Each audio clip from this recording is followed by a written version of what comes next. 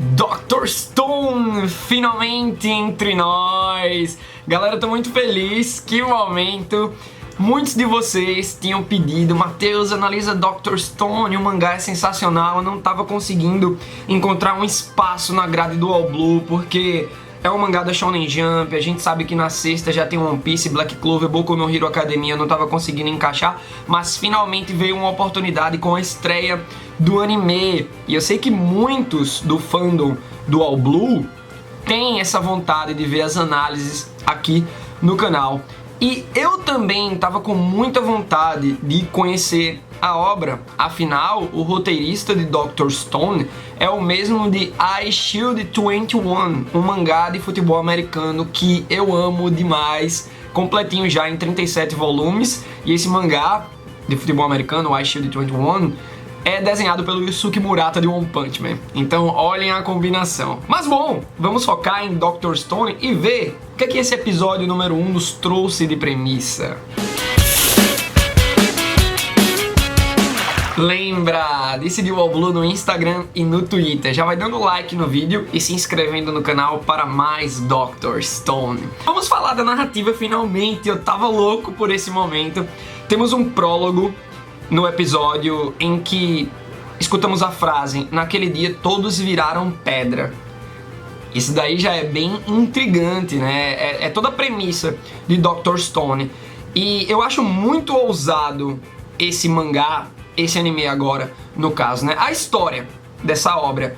Porque numa Shonen Jump, que contempla mangás de Battle Shonen, os shonen de batalha, de porradinha, vem um cara e traz a proposta de ciência.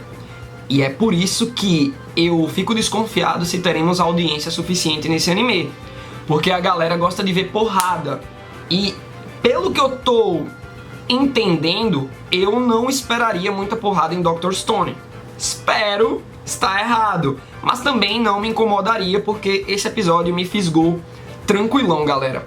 E aí conhecemos o Taiju, que é um dos protagonistas, mas não é o protagonista. O protagonista mesmo é o garoto cientista, o Senku. E o Taiju, ele tá querendo declarar o seu amor, que ele guarda já há 5 anos, pela Yuzuriha. Muito bonitinho. Ele até vai comunicar ao Senku que vai fazer isso, né? E o Senku, o cientista, vai ironizando. Pô, toma aqui uma poção do amor, cheia de feromônias, pra você obter êxito. Só que o Taiju não quer, ainda bem, porque era gasolina. Muito bom. Os outros cientistas, quando descobrem que é gasolina, ficam espantados. Senku, como é que tu ia dar gasolina pra ele? Só que o Senku estava 1 bilhão% certo que o Taiju não iria beber aquela poção. E ele fica impressionado como os outros cientistas não descobriram que não se tratava, né, de uma poção do amor. Afinal, eles não se ligaram na estrutura das moléculas. Como assim, velho? O Senku, ele tem um olhar muito apurado pra química e pra ciência. Então, é um personagem que tem o meu apreço total. Eu adoro pessoas inteligentes. E o Senku é um cara muito sagaz, muito da lógica, muito de seguir um caminho prático. Eu acho isso muito legal. É tipo um comportamento que eu desempenho até fazendo o All Blue. E o Senku também aposta que a Yuzuriha vai aceitar namorar o Taiju. Vê que bonitinho. Os outros cientistas estavam querendo apostar que ela ia recusar. Todos eles acreditavam que o Taiju ia levar o toco da menina. Então, se o Senku, que é um cara bem inteligente, saca das coisas, tá apostando que ela vai aceitar, é porque ela realmente aceitaria. Que massa já perceber isso, né, galera? Afinal, a tragédia aconteceu. Bem bonitinho que o Taiju, ele tem medo, ele tinha medo, no caso, de perder a amizade da Yuzuriha. Por isso que ele não se declarou antes. É muito triste, né? Tipo, ou eu perco tudo, ou eu ganho tudo. Véi, se ela de repente não tivesse esse sentimento amoroso por ele, eles poderiam ali barganhar uma amizade, né? Tranquilo, acho que você não precisa perder tudo e se afastar. Tem gente que é assim, né? Eu já passei por isso. Tô ficando com a menina, se eu não tô mais afim, ela diz que também não quer mais nada. Beleza, é um direito dela, mas é triste, né? Pô, a gente pode continuar se falando. Às vezes é assim que funciona. Só que aí, no meio da declaração do Taiju, vem a danada da luz e transforma todo mundo em pedra. E parece que foi apenas com seres humanos, hein? Porque tem um momento em que a menina vira pedra e o cachorrinho dela tá latindo, assustado. Ok, esse cachorrinho poderia ter virado pedra minutos depois. Mas quando vemos a passagem de tempo, tem os lobos uivando. Então parece que grande parte da fauna não virou pedra, com exceção dos humanos e aquelas andorinhas, os passarinhos. A gente vê um avião caindo, eu fui lembrando muito de Guerra Infinita e Vingadores Ultimato, né? Tipo, estalar de dedos e as pessoas sumindo, tipo, comprometendo, vai reverberando, né? O piloto sumiu, ou no caso de Dr. Stone, virou pedra, vai o avião caindo, matando todo mundo, que também já tinha virado pedra lá em cima. Então, é um caos total que acontece no mundo de Dr. Stone. Só que o Taiju percebe que ele tá vivo, todo mundo foi petrificado, mas tem uma consciência. E aí você não sabe como é que eles foram conseguindo sobreviver. É um tipo de mumificação eterna, até quando dura, que eles voltam, né? Muito louco. Eu quero saber o que acontece no corpo enquanto você tá lá petrificado. É o princípio de você congelar, tipo o Capitão América, e acordar tantos anos depois. Só que aqui é Capitão América ao infinito, né? Porque a galera dormiu 3.700 anos, velho. Putz, é muito tempo. E aí a gente vai vendo que se passam décadas, séculos, milênios, pelo menos isso que eu fui percebendo, só que eu não tava sabendo por quanto tempo passou aí, velho. E aí o Taiju volta numa caverna. Algum animal deve ter levado ele pra lá, deve ter sido algum efeito de erosão, não sei, mas ele foi levado pra uma caverna. Quando a gente vê ele num plano de cima pra baixo, eita pô, perdeu os braços, foi, que estavam meio que atolados num feno. Só que não, ele vai se soltando lá, vai despetrificando, né? A gente vê que ele tem uma marca nos olhos, parece tipo uma cicatriz. Eu achei um grafismo bem legal, característico de Dr. Stone. Eu acho massa quando no mangá tem um exemplo de grafismo daquele mundo. Então, os despetrificados vão ter, né, esses raiozinhos aí, eu achei massa. O Taiju vê a estátua de uma menina toda quebrada lá e eu fiquei, eita, será que ela tá com consciência ainda? Acho que não, né? Se a estátua quebrou, acho que a pessoa morre. E aí tem um flashback mostrando um passarinho petrificado, aparentemente dias, horas antes da luz. E aí eu fiquei pensando, será que esses passarinhos, essas andorinhas, foram o primeiro objeto de estudo? E aí quando você consegue petrificar todos são petrificados. No caso, eu não sei se o estudo foi concluído, e aí testou em humano, todos os humanos foram petrificados. E eu ouso dizer que deve ter sido um baita de um cientista que pode ser o rival final do Senku, lá no final, no grande clímax da obra de Dr. Stone. Lembrando que esse é o meu primeiro contato com o anime, tá, galera? Eu não li o mangá, tô deixando acumular pra ler tudo de monte. E o Taiju vai lembrando da Yuzuriha, ele a encontra, ele agradece aquela árvore que cresceu e a protegeu, você vê as raízes que estão em volta dela, pô, muito bonito. E ele também encara como se a Yuzuriha tivesse protegido ele todo esse tempo, por isso que ele sobreviveu, por isso que ele não virou uma estátua quebrada que nem a menina que ele vê em um determinado momento do episódio. E ele acaba de se declarar, galera. É muito bonito esse momento. Eu te amei por séculos. Realmente, né? 3.700 anos depois, o Taiju declara esses sentimentos. E a gente sabe que a Yuzuriha provavelmente tá ouvindo. Ou não, porque o Senku, quando tava contando o tempo, quase desmaia umas 415 vezes. Então, a Yuzuriha pode ter desmaiado. Tá desmaiada agora e ainda não viu. E aí o Taiju vê uma placa, um recadinho ali perto. Segue o rio Tabacudo. Muito bom, velho. Foi o Senku que deixou essa placa. E ele tá despertado há 6 meses já, velho. A alegria do Taiju é muito massa, velho. Ele chega, fica de bundinha de fora. Ele que tinha feito um matinho pra esconder o tapa-sexo dele, né? E ele fica louco abraçando o Senku. E o Senku revela que já é 5 de outubro de 5.738. Galera, é muito surreal. Se passaram 3.739 anos, contando que o tempo presente é em 2019. No caso, o tempo passado, né? Quando o Taiju estava indo se declarar. E aí o Taiju faz uma pergunta bem óbvia: como é que tu sabe? O Senku contou, velho, ele perdeu esse tempo todinho contando. Ia ser perda de qualquer maneira, né? O raciocínio lógico pra ele se situar era esse, mas o que é que ele ganha sabendo que ele tá no ano 5000 e tanto? Eu acho que ele poderia ter bolado planos em paralelo pra poder achar uma cura pra petrificação quando ele voltasse ao normal, que foi o caso, né? Então, ele se concentrou só nisso durante todo esse tempo. Ele disse que quase apagava a cada 800 mil segundos, isso dá 222 horas, 9 dias. Ou seja, se você pega o tempo total, é como se ele chegasse a quase apagar 415 vezes. E aí ele voltava. Então quer dizer que nesse estado petrificado você não precisa dormir? É isso que eu tô me perguntando. Você não precisa comer, você não precisa dormir, você tá consciente. Como é que sua mente vai descansar? É por isso que eu acredito que o Senku deve ter dormido em algum momento, pô, mas aí ele ia perder o tempo. Se ele sabe o tempo exato, ele não dormiu. Umas bugadas que me dá. Então, além de contar o tempo, ele tava pensando em outras coisas. Realmente ele já tava pensando pro futuro, né? Ele tava usando o cérebro dele em paralelo, velho. O cara é muito gênio, velho. E ele diz: se eu tivesse acordado no inverno, já era pra me proteger. Ia ser um inverno rigoroso, ia passar frio, ia morrer de hipotermia, né?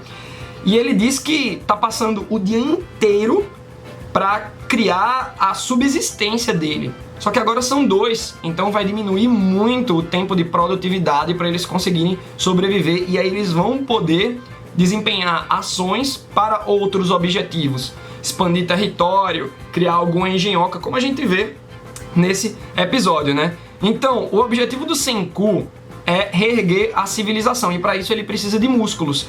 Ele vai ser o cérebro e o Taiju os músculos. O Senku relembra que a humanidade levou 2 milhões de anos para sair da Idade da Pedra até a Era Moderna, então vamos tudo de novo. Só que, claro, o Senku quer chegar na modernidade novamente num curto período de tempo em que ele esteja vivo para ver.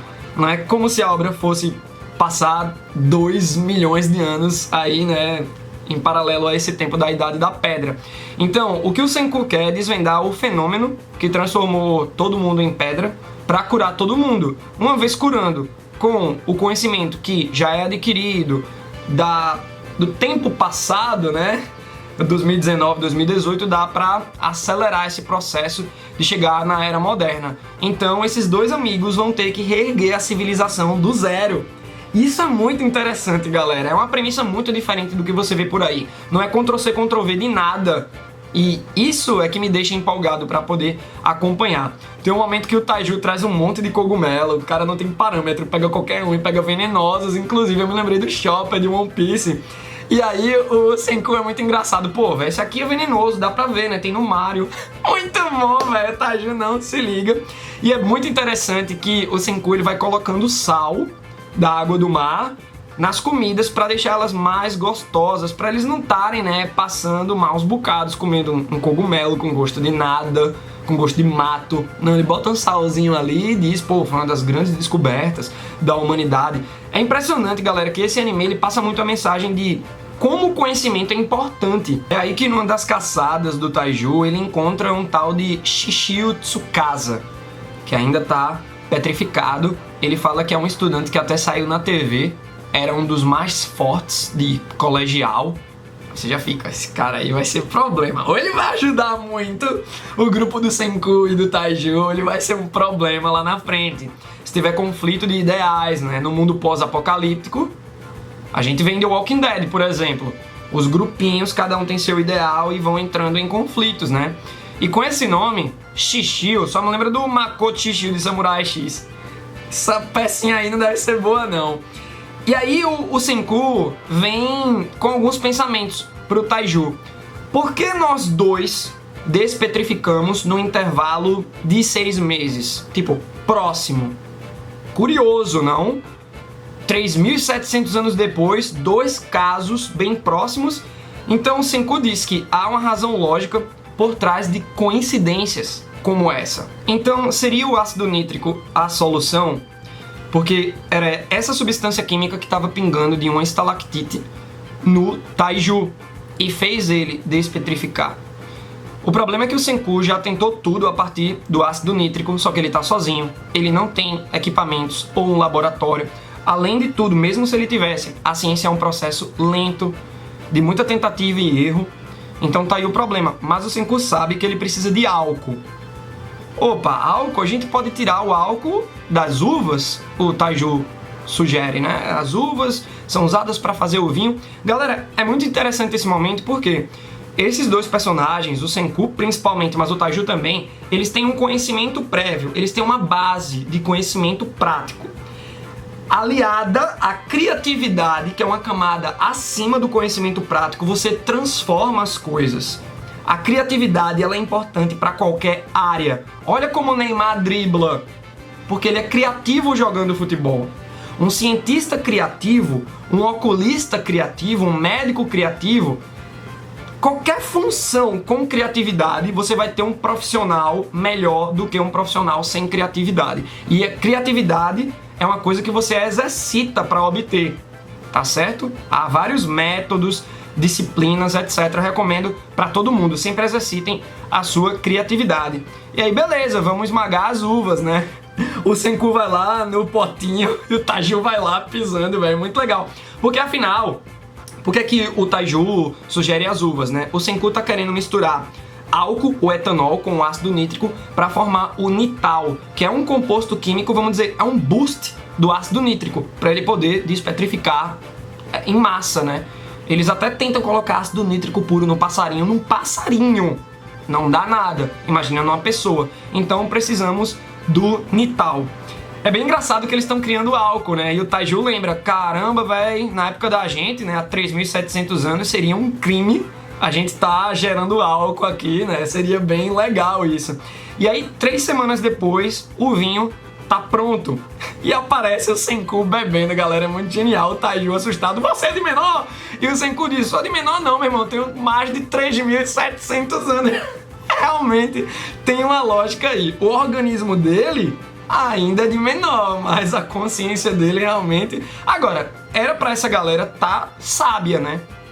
A não ser que eles não estavam estudando filosofia aí. Se você só tem um conhecimento prático, tipo, só científico, esses 3.700 anos só serviriam para o Senku contar os segundos. Mas ele poderia evoluir mentalmente se ele tivesse refletindo, né, a partir da filosofia. E aí, uma coisa que eu achei bem interessante posteriormente, né, desse momento todo do vinho e tal, é quando eles dois saem da cabana. Vocês perceberam? O Taiju dá um pulo e cai de pé lá embaixo, e o Senku tá usando as escadas. Porque ele é o cara do cérebro e o Taiju os músculos. Então é uma maneira bem sutil de mostrar isso pra gente, né? E aí eles decidem destilar o vinho para concentrar o álcool. Afinal, né, como o Senku diz, os mesopotâmicos faziam isso há 3.000 anos. Porque nós não podemos. Só que aí, velho, o vaso quebra no meio da destilação, velho. A voz, o dublador do Senku, muito bom, ele decepcionado. Oh! Vai fazer o trabalho todo de novo. E é bem legal essa história de tentativas e erros. É como a gente falou anteriormente da ciência, é tentativa e erro, pô. Isso pra vida, pra tudo. Inclusive, nos últimos vídeos aqui do Oblu, eu dei esse conselho. Não fiquem desesperados se no trajeto da vida de vocês se perceberem, pô, eu errei aqui. Erra pra aprender e usar esse conhecimento lá na frente, velho. Tudo é aprendizado, tudo é bom pra gente, afinal de contas. Uma coisa que eu fiquei pensando é, a princípio, basicamente, esses personagens precisam de conhecimentos práticos.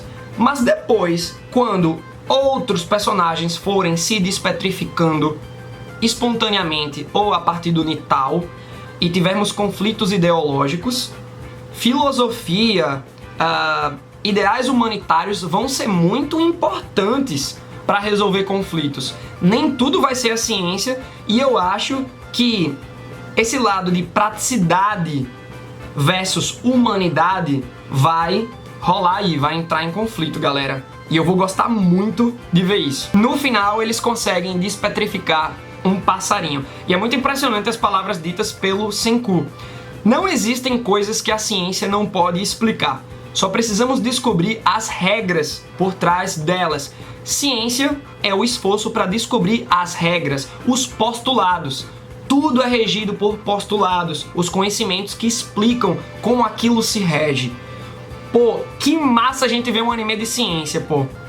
E aí, um ano se passa, agora é produzido e tal, em larga escala, e algo bem interessante de se analisar é a química entre esses personagens.